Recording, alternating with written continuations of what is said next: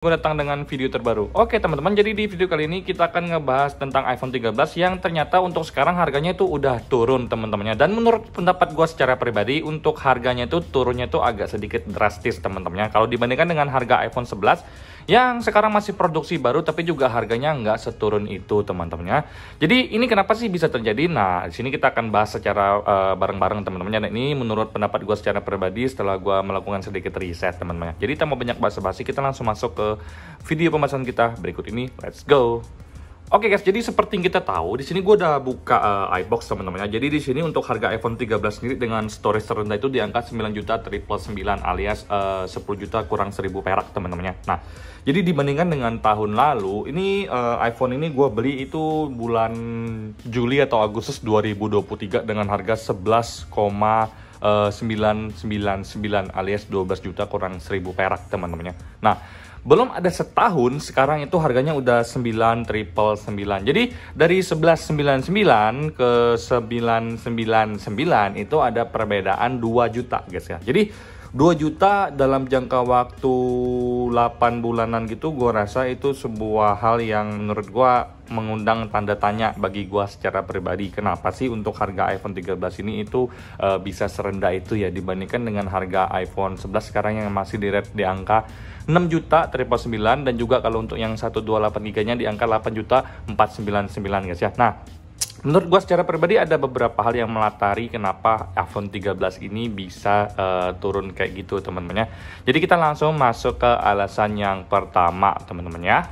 Oke, alasan yang pertama adalah iPhone 13 ini diproyeksikan oleh Apple untuk menggantikan posisi iPhone 11 maupun iPhone 12 teman-teman ya. Kita bisa tahu sendiri kalau untuk iPhone 11 itu masih ada stoknya, kalau untuk iPhone 12 sendiri itu juga masih dijual resminya untuk base model aja teman-teman ya. Tapi dengan penurunan yang sedrastis ini, gue rasa Apple mempercepat kita untuk menggunakan iPhone 13 sebagai base model untuk tahun-tahun ke depan teman-teman ya. Karena iPhone 16 bakal muncul, kemudian kemudian akan ada rilis iOS 18 yang disertakan oleh AI. Jadi itu kan membutuhkan chipset yang memang benar-benar mumpuni teman-teman ya. Yang menurut gue secara pribadi untuk iPhone 11 dan iPhone 12 itu mungkin kurang cocok ya kalau untuk dimasukkan dengan AI, karena mungkin dari chipsetnya yang belum sekuat iPhone 13 teman-teman ya. Jadi ini murni dari gue meriset teman-teman ya di Twitter, di tweet, di Instagram juga guys ya. Nah, jadi juga dari yang gue rasakan karena penurunannya itu 2 juta ya, nggak sampai 1 tahun, ini paling sekitar 8 bulan doang itu harganya udah turun 2 juta. Jadi memang Apple sepertinya merubah strategi mereka dengan mempercepat proyeksi iPhone 13 ini menjadi senjata utama di kelas paling rendah teman-teman ya. Dengan keluarnya iOS 18 dan juga rilisnya iPhone 16, gue rasa memang strategi mereka itu memang gitu guys ya. Karena memang dari kebiasaan Apple sebelum-sebelumnya ya, gue rasa nggak sedrastis ini, tapi sedrastis ini banget ya turunnya. Dan juga penurunan iPhone 13 ini diikuti dengan penurunan yang lumayan juga sih untuk iPhone 15 base model guys ya. Jadi itu untuk alasan yang pertama guys.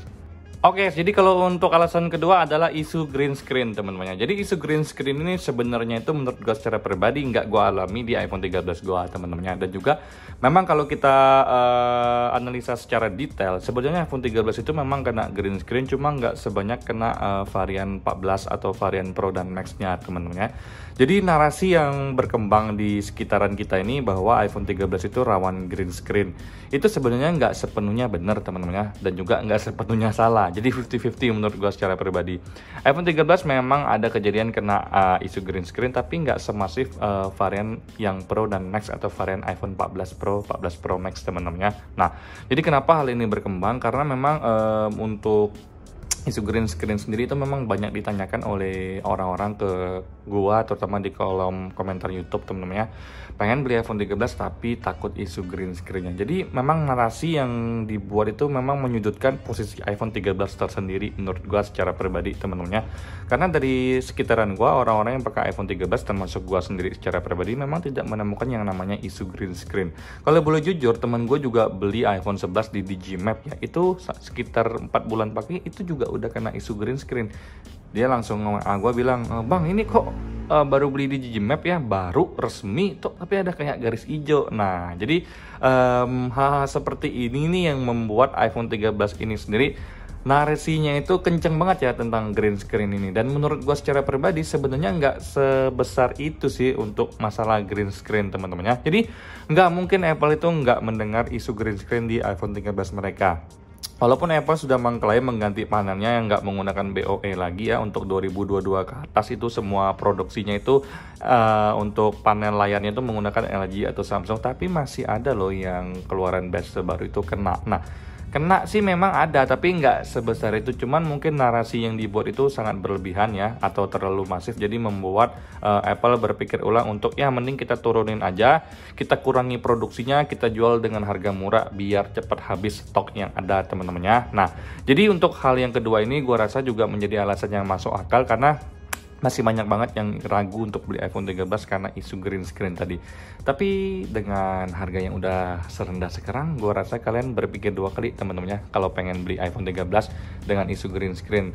Karena untuk gue sendiri nggak ngalamin isu green screen, tapi dengan harganya udah semurah ini, gue rasa sebenarnya sangat worth it sih untuk beli iPhone 13 guys ya.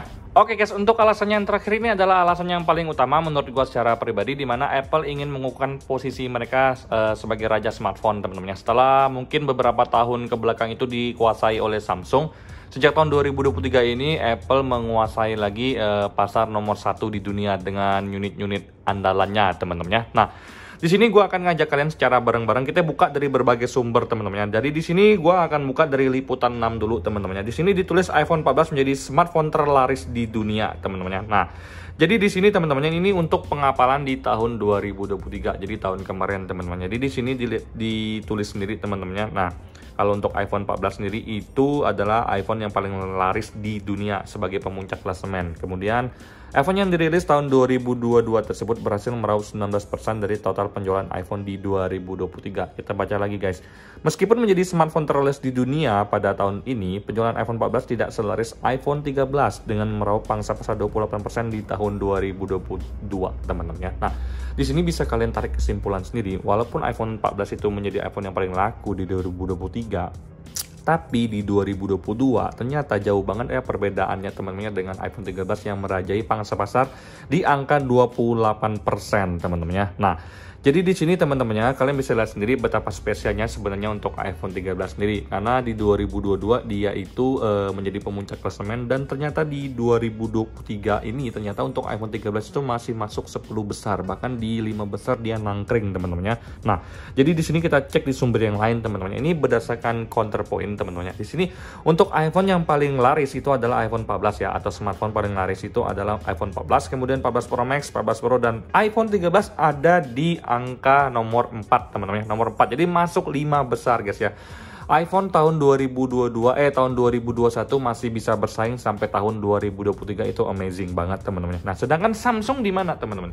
Samsung ternyata hanya mengirimkan Galaxy A14 5G, A04e dan A14 4G yang ternyata menjadi unit paling laris di dunia. Ini sangat-sangat menjadi peluang bagi Apple untuk jor-joran nih teman-temannya untuk menguasai pasar, di mana untuk Samsung flagship sendiri ternyata tidak masuk 10 besar. Nah, ini versi dari Counterpoint teman-temannya. Nah, kemudian kita masuk lagi di CNBC Indonesia. Di sini posisi pertama ada iPhone 14 yang menyabet predikat HP terlaku di dunia sepanjang 2023. Penjualan terbesar di Amerika Serikat dan China teman-temannya. Model iPhone 14 berkontribusi terhadap 19% dari total penjualan iPhone sepanjang 2023. Nah, jadi angka itu sebenarnya turun dari capaian iPhone 13 yang berkontribusi terhadap 28% total penjualan iPhone pada 2022. Jadi kalian bisa lihat sendiri seperti yang gua mention di website sebelumnya, sama persis teman-teman beritanya. Nah, jadi di sini teman-teman HP paling laris di dunia itu di sini ada iPhone 14, kemudian ada 14 Pro Max, 14 Pro, 13, 15 Pro Max, 15 Pro,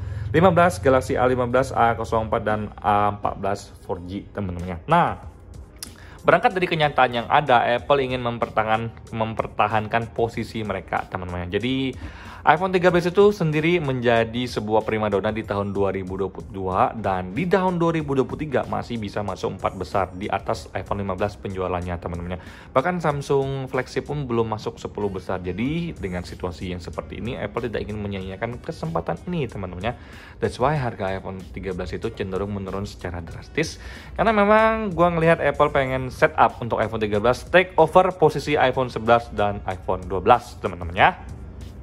Oke guys, sekian pembahasan gue tentang iPhone 13 teman-temannya. Kalau kalian tanya apa sih spesialnya iPhone 13 ini, mungkin dari sisi kameranya yang menyilang seperti ini pada tahun dirilisnya 2021 ini menjadi hal yang baru sehingga digandrungi oleh orang banyak. Kemudian ada fitur cinematic yang membuat iPhone 13 ini menjadi standarnya kalau kalian pengen bikin konten teman-temannya.